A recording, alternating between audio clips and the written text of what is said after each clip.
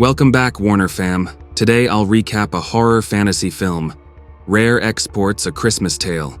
So keep your eyes wide open and stay safe. The movie starts. At the top of a large hill, an excavation team is digging deep into the mountain under the orders of an American. When the excavation chief makes a shocking discovery of sawdust deep inside the mountain, the elderly American financing the dig is thrilled. He insists that they keep digging, but also hands out cards with some strict rules that must be followed. The excavation chief laughs, thinking they're ridiculous. Rules like no smoking and no cursing.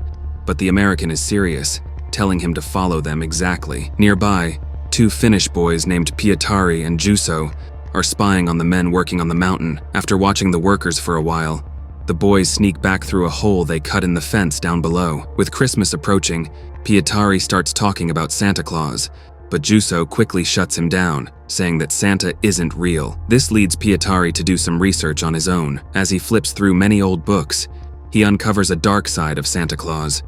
The ancient legends describe him as a scary figure who punishes naughty children in terrible ways. Some pictures even show him with horns, whipping kids or dunking them into a boiling cauldron. As Christmas gets closer, Pietari watches closely from his window. One morning he wakes up and notices strange footprints on the shed roof near his second-story window. He knows for sure that they weren't made by his dad, Rauno, so he starts to worry. Pietari thinks it must be Santa Claus and he wonders if Santa is coming to get him.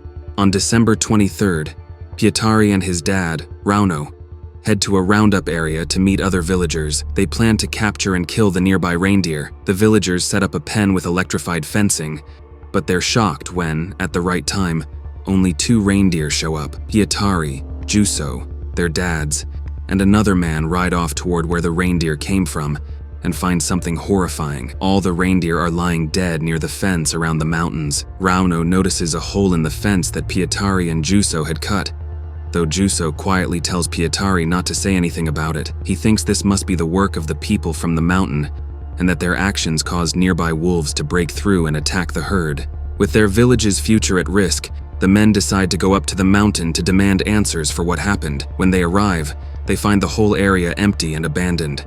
To their surprise, there's a huge crater in the center of the mountain, as if something big and dangerous had happened there. The group then heads to Rauno and Pietari's house. In Pietari's room, he shows Juuso a picture of an excavation he found in the empty shed on the hill. Pietari explains that, according to his books, an old tribe captured Santa years ago.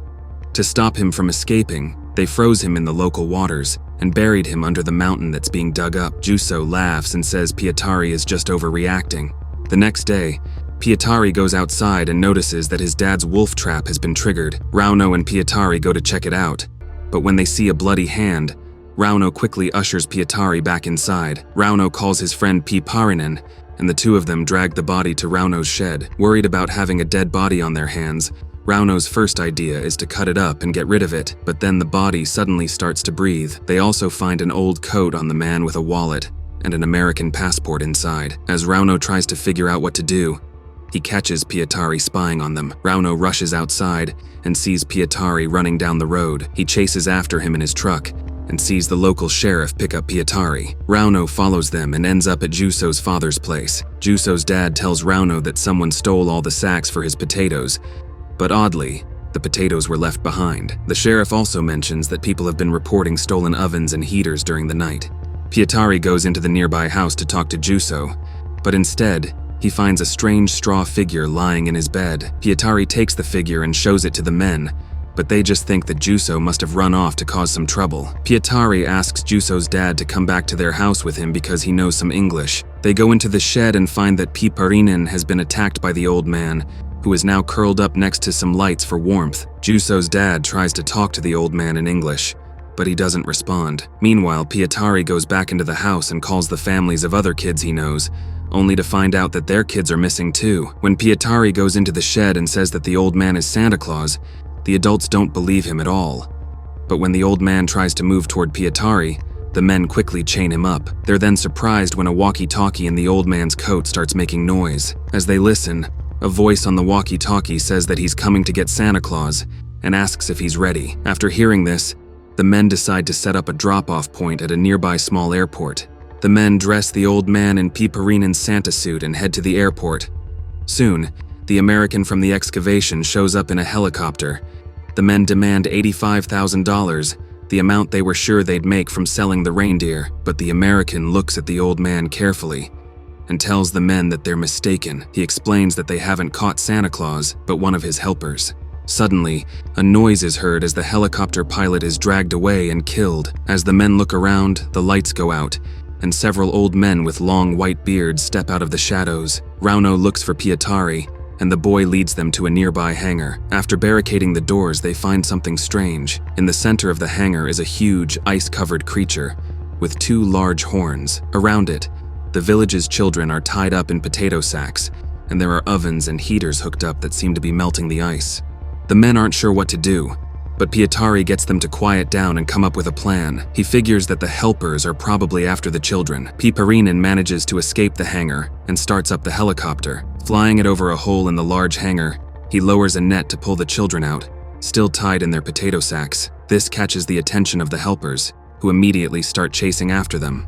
Nearby, Rauno and Juso's father find some dynamite. They carefully set it up around the iced creature, making sure to turn off the ovens and heaters first. They plan to destroy the creature, hoping the dynamite will do the job. Meanwhile, Pietari radios Piparinen, telling him to fly the helicopter toward the reindeer enclosure. When they see that the fence is closed, Pietari tells them he will open the gate himself. He jumps out of the helicopter, runs to the gate, and opens it, ready for the helpers to come after him.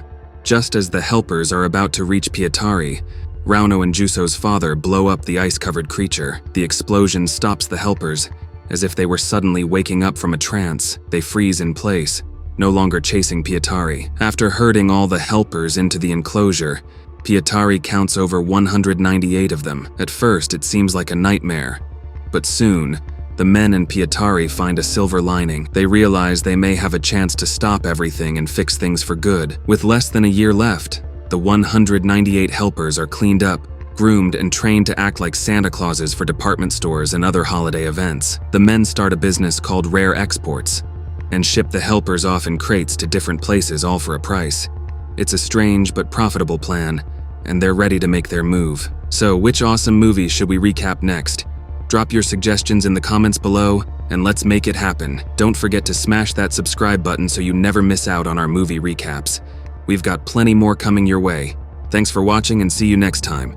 Produced by Warner Movie Recaps.